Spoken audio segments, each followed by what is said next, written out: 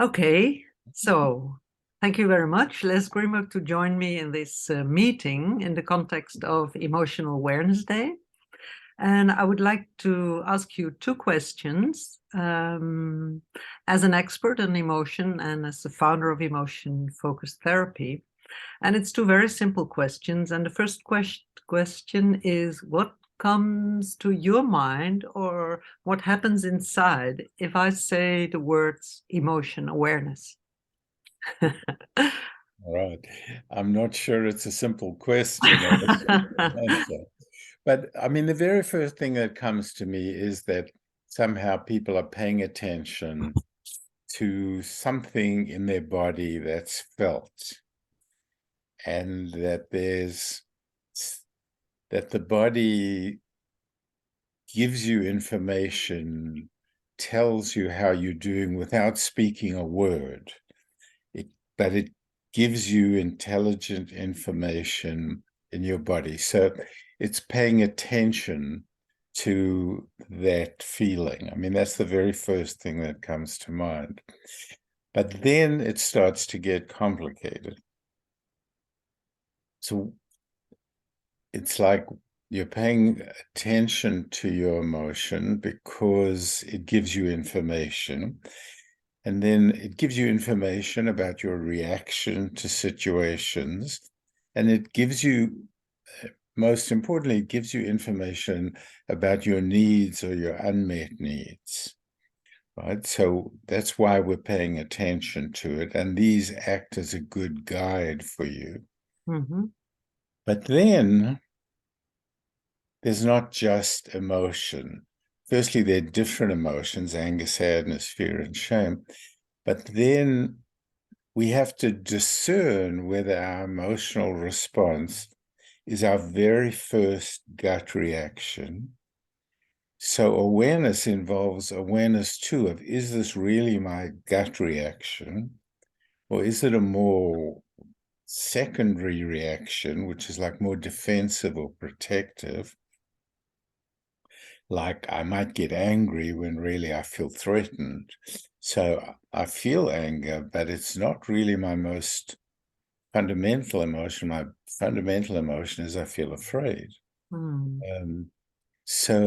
And then we've also got to discern, and this is very important, is this an emotion I can trust and rely on, i.e. it's adaptive, or is this an emotion that I can't really trust and rely on? It's an unhealthy emotion. It's maladaptive, and that usually comes from traumatic learning. Mm-hmm. So awareness involves paying attention to my body, getting information, discerning what kind of emotion this is, and whether I can trust it and follow it, or whether it needs to be transformed in some way because it's not really giving me good information. Yes.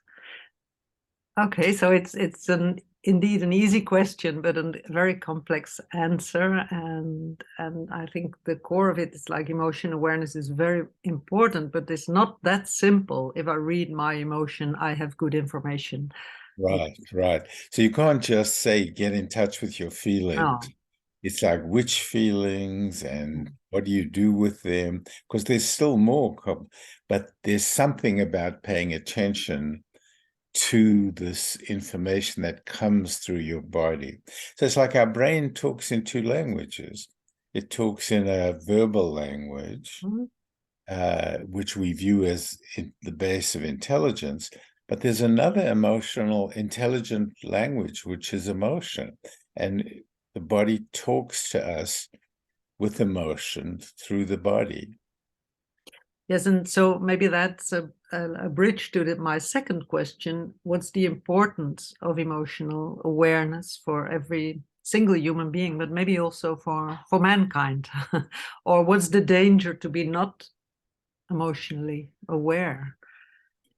So, I mean, I believe emotions are our most fundamental way of being in the world. I feel, therefore I am. So we're always feeling. And basically, our emotions were given to us by evolution Mm-hmm. to promote survival. So they're our fundamental means of surviving and thriving or growing. But as I've said, they can become misguided. But fundamentally, we go through life feeling our way through life. Yeah, it's And wonderful. we need That's a to wonderful way of saying it. Yeah, right. yeah. And we don't think our way through everything. We much more fundamentally feel our way through situations. We would be overwhelmed if we were having to think all the time. Mhm. So emotions guide us in a basically healthy manner, but then they came to be seen as unhealthy because they can be unhealthy, and that's what gets a lot of attention. So we can fly into a rage when we feel shame, Mm. uh, and we can be overwhelmed by fear when it reminds us of past trauma. But the thing is, normally, my fear is telling me to be careful. A car is rushing by me and could knock me over. My sadness is telling me that I'm missing something that I really want. My anger is telling me that Yeah. my boundaries are being violated. So it gives me good information and it guides me, but I need to interact with my emotion. Mhm. Emotion isn't behavior. So I like to say, when a stranger comes to my door, when I had a cat, my cat immediately runs away. I approach the door with my fear activated, and it gets me to be cautious, but I don't immediately run away. So Mhm. emotion isn't behavior, anger isn't aggression, No, no. and fear isn't flight, but it gives me information. Then I have to sort of engage it and interact with it, make sense of it, decide what I should do given this information. Exactly. And emotional awareness is so crucial there, because if we're not aware, we miss all information, in fact. Exactly. We miss the basic. The thing is, our emotions organize us whether we like it or not. So Mhm. my heart races, my body draws back. If I'm not aware that this is happening, um, I lack information. So I'm a less efficient, a less effective person. So particularly, it's interesting in couples. I mean, if I don't read, Mhm. I am feeling tense in my stomach because my brain has perceived that your left eyebrow has raised. I'm in danger Mhm. Yeah, because yeah, yeah. there's all kinds of information being processed and going on, but I'm not able to No, be aware of it and therefore use it. exactly, Right. exactly. So I should read if I've just upset you, and then be able to do something to deal with that. But if I'm not aware of that, I'm existing sort of half blind. Yes, yes. So emotions are always there, but we have to be aware. And Right. then all the other things you talk about, like discern and read and make sense of them. Right. But they are so if we don't have them, we're operating without a radar, basically. Yeah, yeah, yeah, absolutely. Okay. And I prepared two questions, but now I have a third question spontaneously coming. Like, Yeah. if I think about babies and parents or caregivers and the way a baby comes to the world, and then there's a parent or a caretaker, and you think about emotional awareness and this baby with all this wonderful equipment. I don't know. Suddenly I think it's so crucial. Parents, yeah, So the, what comes to mind if I say emotional awareness, babies and caretakers? yeah, so this brings up emotional attunement, Yes. and so you need to read the emotional. At first, you have to read the emotional signals, and they're not clear. And this becomes very complicated for the caretaker, right? But you read because the child is sending out a signal. Mhm. So that's part of what I haven't said, is the emotion also sends out signals to the other, and that's been important to our survival. It was important for primitive or animals to bare their teeth to show the other that they're aggressive. This is better than having your flesh torn by the teeth. Because that's more dangerous. So it's good to be able to read that you're aggressive. So I need to be able to read where that child is. The child is trying to communicate in some way. And so if I'm not attuned to these differences, I'm not able to respond in as effective a way.